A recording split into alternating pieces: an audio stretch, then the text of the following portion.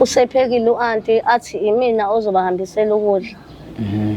Ngithe ngisabahambisela ukudla, u-anti waphuma wahamba waya njengomuntu oya kamakhelwane ozobuya manje.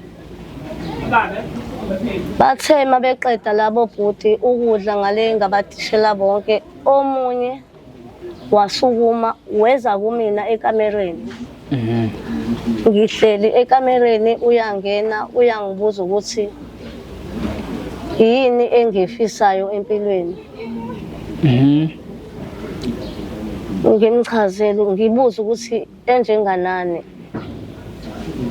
Abuze ukuthi angifisi ukuba nemoto yami, ngibe nomuzi wami. Ngimtshela ukuthi ebantwaneni abangangami akekho ongakufisi lokho.